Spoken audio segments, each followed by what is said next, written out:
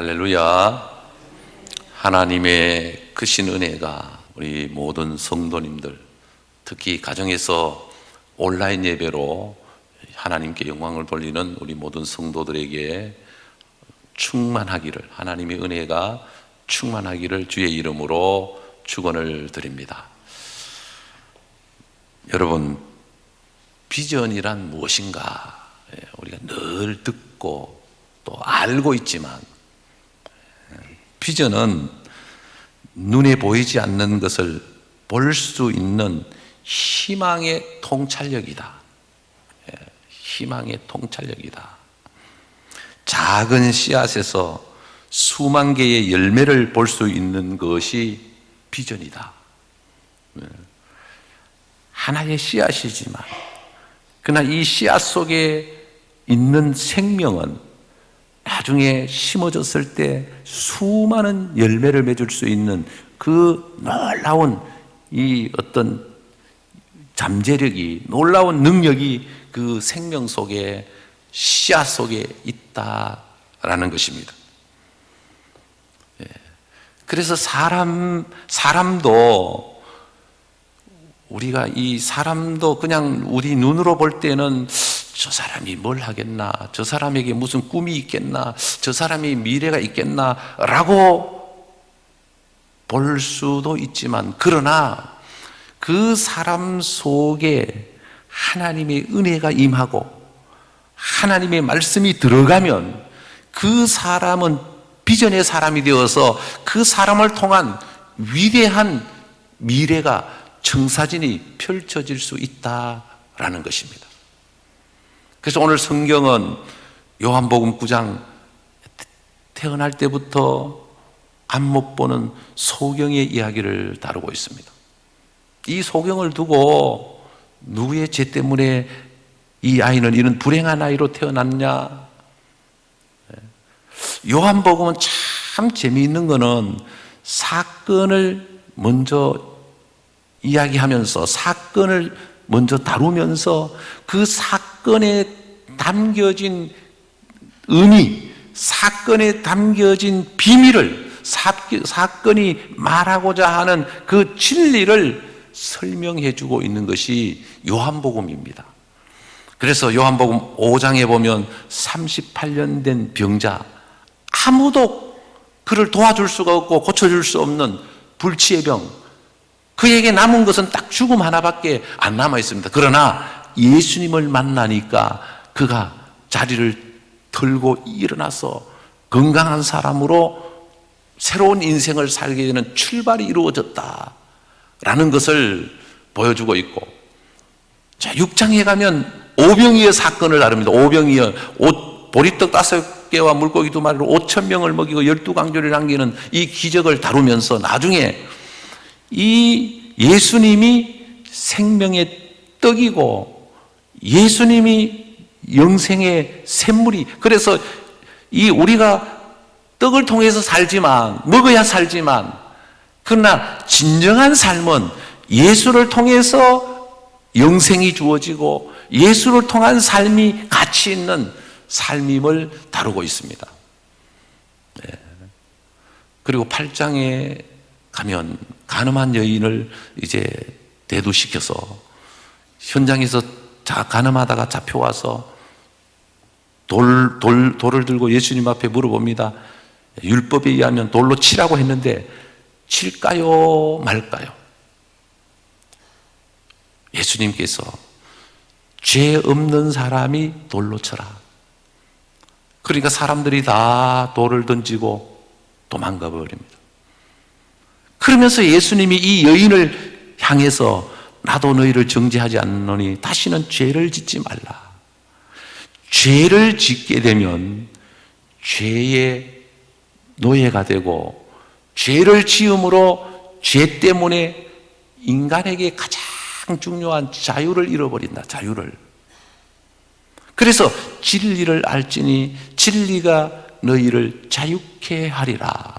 이 간음한 여인의 사건을 통해서 예수님이 진정한 자유, 이 자유는 죄를 초월할 때, 죄를 짓지 않을 때 주어지는 자유함이라는 거죠. 그래서 죄 때문에 인간에게 모든 불행이 임했고 모든 불행의 원인이 죄 때문이라고 하는 것을 이제 우리는 알고 있죠. 자, 그래서 오늘 본문에 날 때부터 소경된 이 사람을 두고 제자들이 예수님 앞에 물어봅니다. 선생님, 이 사람이 누구의 죄 때문에 날 때부터 소경으로 태어났습니까? 부모님의 죄입니까? 본인의 죄입니까? 예수님은 나는 세상의 빛이다. 이 사람은 부모의 죄도 아니고 자기의 죄도 아니고 하나님의 영광을 위해서 이루어진 것이다. 그래서 모든 것이 다 하나님의 섭리 안에 있고, 이 사람이 하나님을 믿고 예수님을 만나면 이 사람의 운명은 그냥 축복으로 바뀌어서 새로운 시대를 살아갈 수 있는, 새로운 미래로 나아갈 수 있는 주인공이 될 것이다 라는 것입니다. 그래서 이 사건을 통해서 오늘 저는 제목을 후회 없는 삶을 위하여 라는 제목으로 함께 은혜를 나누고자 합니다. 자, 후회 없는 삶을 살려면 첫째로 건강한 자상을 가져야 합니다. 건강한, 내가 누구냐라고 하는 건강한 자상. 사람들은 나는 쓸모없는 사람이고 형편없는 사람이고 가치 없는 사람이라고 여긴다면 결코 건강한 사회생활을 할 수가 없는 것입니다. 내가 누구냐? 우리는 나는 하나님의 자녀이다. 하나님의 아들, 딸들이다. 나는 축복의 주인공이다. 나는 나다. 라는 자상을 우리가 가져야 하는 것입니다. 여러분, 오늘 이 본문을 보면 육신의 태어날 때 소경으로 태어난 이 사람의 육신의 장애보다 더 큰 장애는 마음의 장애, 성격과 정신의 장애라고 볼 수가 있어요. 사람은 이미 마음으로부터 나는 아무것도 할 수 없는, 나는 뭔가 이 어떤 아무것도 아닌 것으로 여겨버리면 스스로 자신의 그 올무에 갇혀서 그 사람은 진짜 아무것도 못하는 사람이 되고 마는 것이거든요. 그래서 건강한 자상을 가져야 우리가 이 험한 세상을 극복하고 나아갈 수가 있는 것입니다. 그 다음에 두 번째는 오늘 본문을 통해서 주는 교훈이 뭐냐? 미래지향적이어야 한다. 미래지향적. 3절에 보면 예수께서 대답하시되 이 사람이 나 그 부모의 죄로 인한 것이 아니라 그에게서 하나님이 하시는 일을 나타내고자 하심이라. 이 사람이 소경으로 태어난 것, 부모의 죄도 아니고 본인의 죄도 아니라 하나님이 하시고자 하시는 하나님의 영광과 뜻을 위해서 이 사람이 소경으로 태어났다라는 것이죠. 참 재미있는 것을 보면 모세는 120년을 살았는데 인생의 3단계를 거치면서 40년은 바로의 공주의, 애굽의 공주의 아들로 왕궁에서 자라고 40년은 광야에서 지내고 40년은 이스라엘 민족을 이끌고 출애굽을 하는 영도자로 살게 되고 120살에 하나님의 부르심을 받고 천국을 갑니다. 모세가 애굽에서 바로의 궁전에서 40년을 살았으니까 모세는 어떤 면에서 실력도 있었을 것이고 그 시대에 가장 좋은 환경에서 살았으니까 아마 남모르는 지식도 있었을 거고, 그런데 결론이 뭐냐? 그렇게 세상적인 좋은 조건에서 살았음에도 불구하고 결론은 애굽 병사를 때려서 죽이는 살인자가 됩니다. 살인자가. 그래서 그것 때문에 바로의 왕궁에서 도망을 쳐서 저 미디안 광야로 도망을 쳐서 가서 살게 되는 거죠. 그래서 미디안 광야에 가서 40년 사는 삶은 정말 자기가 살아온 모든 과거는 아무것도 아니고 이제는 광야에 적응하면서 양을 치고 그냥 시키면 시키는 대로 철저한 낮아짐, 종으로서의 삶을 광야에서 살게 됩니다.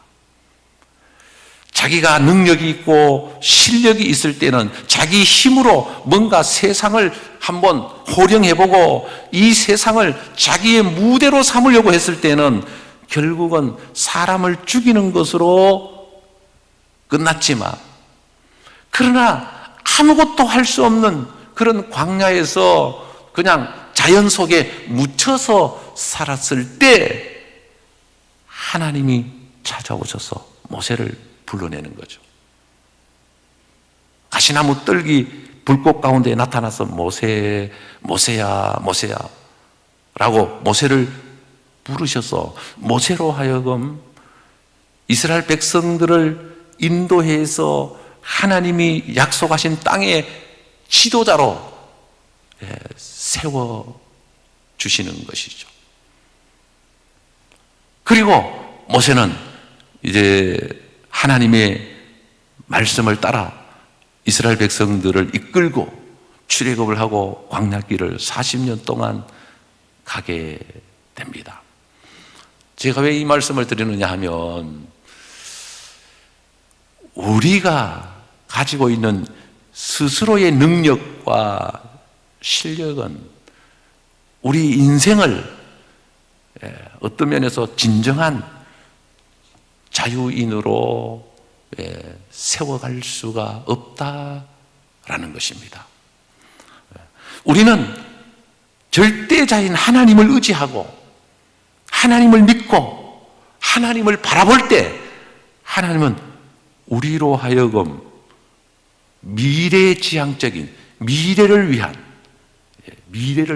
그래서 모세가 40년 동안 바로의 왕궁에서 자랐는데 광야에 가가지고 내가 누군지 아느냐? 내가 이래봬도 바로의 공주의 아들이다. 내가 왕궁에서 40년 동안 살았다. 나를 함부로 보지 마라. 자기 스스로 어깨에 힘이 들어가고 자기를 나타내고 자기를 자랑하는 것이 아니고, 자기는 결과가 사람을 죽인 살인자로 결과가 나타났기 때문에, 살인자이기 때문에 결국은 아무것도 못하고 그냥 쥐죽은 듯이 그냥 그 광야 속에서 아무것도 아닌 것처럼 하고 이제 살아가는 거죠. 그럴 때 하나님께서 모세를 불러내는 거예요. 그래서 이 모세의 인생 속에는 화려한 과거가 모세를 모세되게 한 것이 아니고 영광스러운 미래가 결국은 초야에 묻혀있는 모세를 모세로 하여금 하나님께 쓰임받는, 하나님께로 나아가는 그런 미래지향적인 사람으로 하나님이 세워갔다라는 것입니다. 그래서 여러분, 우리는 현재의 불행을 과거의 죄나 잘못된 선택 때문이라고 생각하지 말고 예수님은 현재의 불행을 미래의 행복을 위한 밑거름이라고 하신다는 사실을 깨닫고, 오늘 이 시대의 문제가 자, 누구의 죄 때문이냐, 이 대통령이 잘못해서 그런가, 아니면은 뭐 어떤 특정인들이 잘못해서 그런가, 이거는 누가 죄를 지어서 오늘 이 시대가 이렇게 됐는가라고 불평하지 말고, 이런 어려움 가운데 하나님의 뜻이 있음을 깨닫고, 하나님은 우리에게 더 나은 미래, 더 아름다운 미래, 축복의 세계를 열어가기 위해서 오늘 이 어려움이 지나가고 있다. 이 어려움은 반드시 더 나은 미래를 향하여 나아가는 과정 속에 있다라는 것을 우리가 깨달을 수 있기를 바랍니다. 그래서 우리는 믿음은 과거를 통해서 현재를 보는 것이 아니라 미래를 통해서 현재를 보는 것입니다. 고통의 문제를 과거의 죄로, 과거의 원인으로 풀면 안 되고, 하나님의 모든 섭리는 정죄로 끝나지 않습니다. 하나님의 섭리는 하나님의 뜻이 있다는, 하나님이 하시는 일을 드러내므로 끝나는 것입니다. 그래서 오늘 이 소경을 바라보시면서 사람들이 보는 시각과 주님이 보는 시각이 다르다. 사람들은 앞 못 보는 상태로 태어났으니까 이 틀림없어, 이거는 부모의 죄 때문에, 부모가 죄가 많아서 그래, 이거는 본인이 죄가 많아서 그럴 거야. 또 동양 문화, 불교 문화인 이 우리 영향을 받은 우리나라 동양은 업보라는 게, 불교 업보라, 우리가 불행한 조건이 모든 것이 다 과거의 업보에 의해서 이루어진 것이다. 그래서 우리가 지금 선하게 살면 다음 생에는 더 좋은 사람으로 태어날 것이고 환생할 것이고, 그리고 지금 우리가 잘못되게 살면 다음에는 뭔가 짐승으로 태어나기 때문에, 그래서 살생을 금해야 된다. 왜? 파리 한 마리라도 우리가 딱 잡으면 그 파리가 과거에 우리의 조상일 수도 있다라는 것이죠. 그러니까 얼마나 어리석은 해석입니까? 네. 우리의 인생은 하나님의 섭리 가운데 태어나서 하나님의 은혜 안에서 하나님의 자녀로 하나님께 영광 돌리며 살다가 우리는 죽음이라고 하는 강을 건너면 우리는 영원한 하나님이 예비하신 천국으로 가게 되는 것입니다. 우리가 다시 이 땅에서 다시 어떤 윤회설에 의해서 다시 환생해서 태어나는 것이 아니다라는 것이죠. 여러분, 우리는 미래를 위한 훈련이요 고난이었다는 것을 깨닫고 과거 지향적이 아니라 미래 지향적이어야 한다. 그러므로 축복도 형통도 마찬가지입니다. 내가 돈을 벌었다는 것은 내가 땀 흘리고 고생하고 노력해서 열심히 해서 돈을 벌었다라고 대부분 생각합니다. 내가 그동안 어떻게 살아온지 아느냐? 내가 얼마나 열심히 해서 오늘 이렇게 잘 사는 것은 내가 열심히, 그러니까 오늘 이렇게 잘 살고 잘 먹고 잘 된 것은 다 내가 잘해서다 라고 하는 거죠.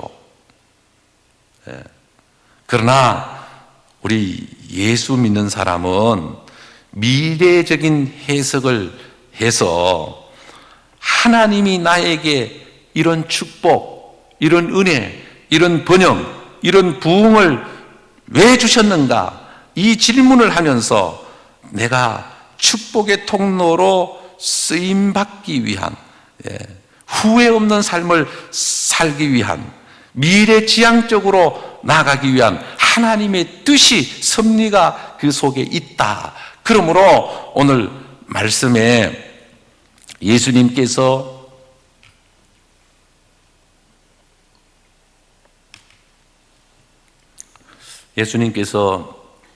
이 소경을 고치시면서 5절 6절에 보면 5절부터 7절까지 우리 한번 같이 한 목소리로 읽어보겠습니다. 내가 세상에 있는 동안에는 세상의 빛이로라. 이 말씀을 하시고 땅에 짐을 뱉어 진흙을 이겨 그의 눈에 바르시고 이르시되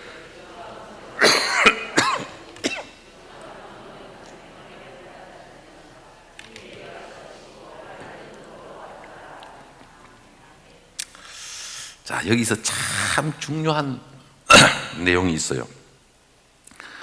예수님이 세상의 빛이다라고 말씀하시면서 이 소경을 고쳐주시는데 침을 뱉어 진흙을 이겨 그의 눈에 바르고 이르시되 실로암 못에 가서 씻으라 하시니, 실로암은 번역하면 보냄을 받았다는 뜻이라. 자, 우리를 고쳐주시는 하나님의 목적,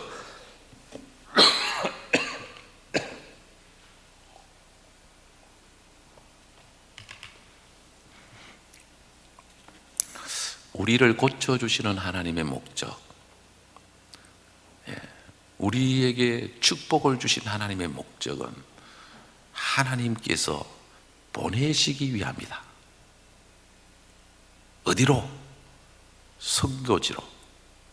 하나님의 나라를 위하여, 하나님의 뜻을 이루기 위해서. 여러분, 실로함은 보냄을 받았다라는 뜻이다. 그래서 성경을 자세히 들여다보면 대부분 인생의 3단계가 거기에 요셉도 그렇고 다윗도 그렇고 모세도 그렇고 다 보면은 그런 어떤 3단계의 과정을 거쳐요. 3단계의 과정. 제 아래 태어난 인간의 운명, 그 다음에 부르심을 받고 고난 가운데 믿음이 들어가는 신앙의 단계, 축복의 단계, 그리고 마지막에는 하나님이 그를 보내셔요. 하나님은 그를 하나님의 나라와 영광과 뜻을 위해서 그를 보내시는 거죠. 하나님의 구원의 역사를 이루기 위해서.